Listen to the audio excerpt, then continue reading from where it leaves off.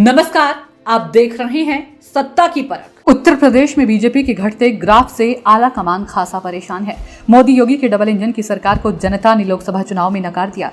राम मंदिर के इर्द गिर्द बीजेपी की राजनीति घूमती रही है। राम मंदिर के निर्माण के बाद अति उत्साह में शंकराचार्यों की नाराजगी के बाद भी बीजेपी ने समय से पहले राम मंदिर में प्राण प्रतिष्ठा का भव्य आयोजन किया। राम मंदिर के समारोह में देश के बड़े उद्योगपति, नेता, अभिनेता शामिल किए गए, लेकिन देश के राष्ट्रपति सनातन धर्म के शंकराचार्य और राम भक्तों को इससे अलग रखा गया है। विकास के नाम पर अयोध्या में जल्दबाजी में कराए गए निर्माण कार्य की पहली बारिश में हवा निकल गई। इसी के चलते बीजेपी को सबसे बड़ा झटका अयोध्या की हार के रूप में देखने को मिला। सीएम योगी का जादू भी लोकसभा चुनाव में देखने को नहीं मिला। योगी आदित्यनाथ ने वेस्ट यूपी से लेकर ईस्ट यूपी तक एक एक जिले में आधा दर्जन से ज्यादा रैलियां और रोड शो की, लेकिन जनता को महंगाई, बेरोजगारी, भ्रष्टाचार और कानून व्यवस्था के आगे योगी की यूपी की जनता ने एक नहीं सुनी।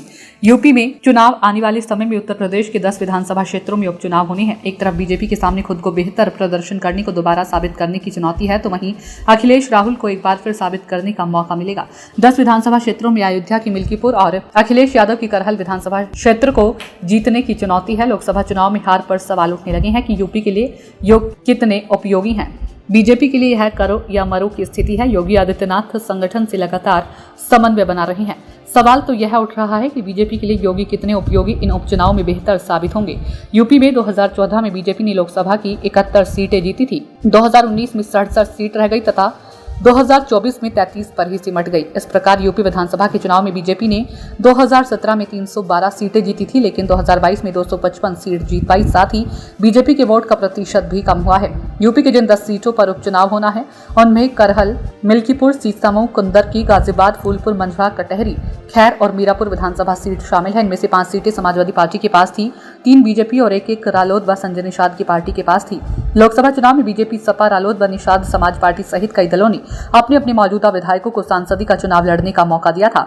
इनमें सबसे प्रमुख सपा मुखिया अखिलेश यादव करहल सीट से विधायक थे।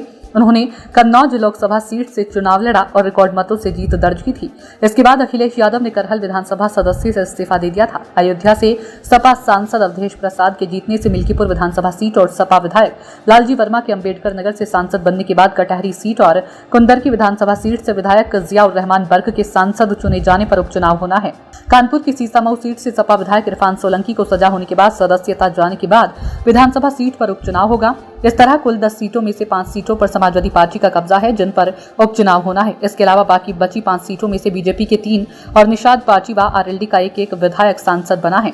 बीजेपी विधायक अतुल गर्ग गाजियाबाद के सांसद चुने गए हैं, जिसके चलते गाजियाबाद विधानसभा सीट पर उपचुनाव होना है। रालोद के मीरापुर से विधायक चंदन चौहान और भदोही से निषाद पार्टी के विधायक विनोद कुमार बिंद तथा फूलपुर विधानसभा सीट से बीजेपी विधायक प्रवीण पटेल फूलपुर से सांसद बनी है।